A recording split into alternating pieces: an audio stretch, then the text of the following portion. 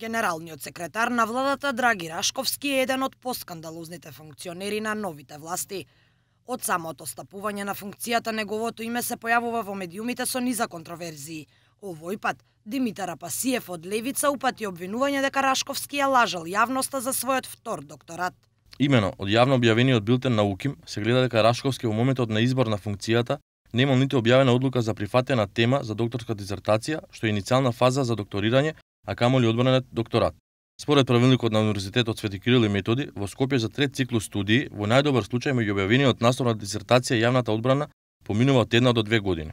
Напиша Апасиев на Фејсбук. Тој смета дека Рашковски треба да си поднесе оставка од морални причини или да биде разрешен од функцијата. Генералниот секретар не одговори на повиците, а на нашите пораки не даде конкретен одговор зошто лажал во објавата на сајтот на владата. Во Словенија сум на доделување награда. Во принцип не коментирам Facebook статуси.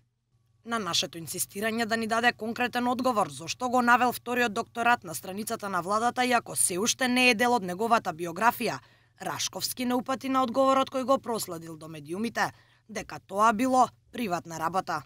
Тоа е приватна работа. Барем не ги оспорува 3 магистратури и 1 докторат и 8 патенти и нека ја оспори утрешната награда амбасадор на знаењето Словенија. Само да не го оспори сребрениот медал и златната статуетка од Светскиот сајам за иновации. Вели Рашковски. Од самото преземање на функцијата генерален секретар со Рашковски се поврзуваат скандали со непотизам.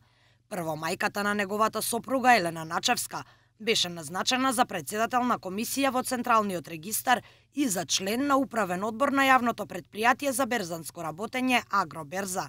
Под притисок од јавноста, неговата баба даде оставка од функциите.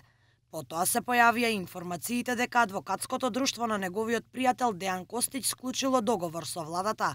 Овој договор подоцна беше раскинат, исто така под притисок од јавноста, но Костич си доби место во државната МЕПСО, а неговата сопруга е ангажирана за следење на проекти и искористување на ИПА фондови во кабинетот на Рашковски. Генералниот секретар доби критики од јавноста и кога се само предложи да биде дел од собранието на Македонски Телеком, но и од тоа одстапи поради преголемиот јавен притисок. За ниту еден од овие скандали, Рашковски не беше повикан на одговорност од владата.